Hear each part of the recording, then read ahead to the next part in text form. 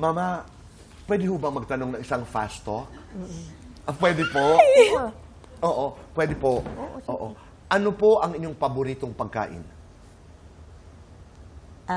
Pritong bangus. Ay. Anong luto ho na pritong bangus? Anong isda? Klaseng isda?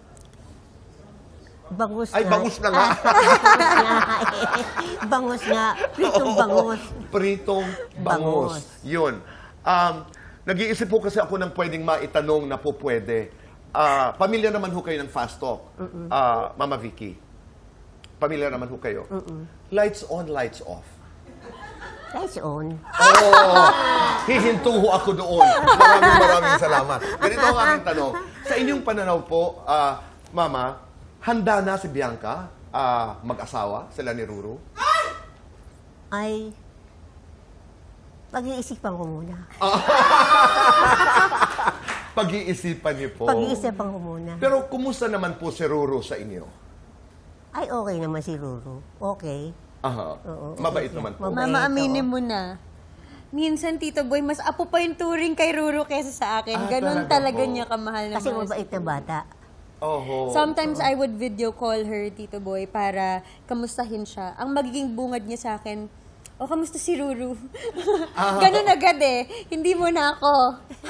Pero, kinikilig ako doon, Tito Boy. Kasi syempre, mahirap makuha ang puso ni Mama. Correct. Mama Vicky, pero bakit pag-iisipan po? Kasi hindi ka nakakatiyak din, di ba? Opo. Oo. Kaya kailangan pag-isipan, di ba? Nagbabago din naman ang isip ng tao. Opo. Oo. Kaya kailangan pag-isipan mabuti. Kasi wala nang, wala nang atrasan, kumbaga. Oo. Di ba? Dapat buo ang loob. Oo. Oo, dapat buo ang loob. Oo. Nako, buti na lang. Hindi ho kayo nangarap mag-artista? Hindi. Natatawa si Mama Vicky. Hindi. Pero maraming salamat po talaga, Mama Vicky, sa inyong pagdalaw sa amin. Kaya, invite everybody. Mga kapuso, sa wakas, iniimbitahan ko po kayo na sana ay panoorin, mahalin at subaybayan ninyo ang mundo muli ng Encantadia. Ito po ang Encantadia Chronicles, Sangre, sa June 16 na po yan, ngayong taon na. At maraming salamat, Fast Talk. Tito Boy, maraming salamat. Maraming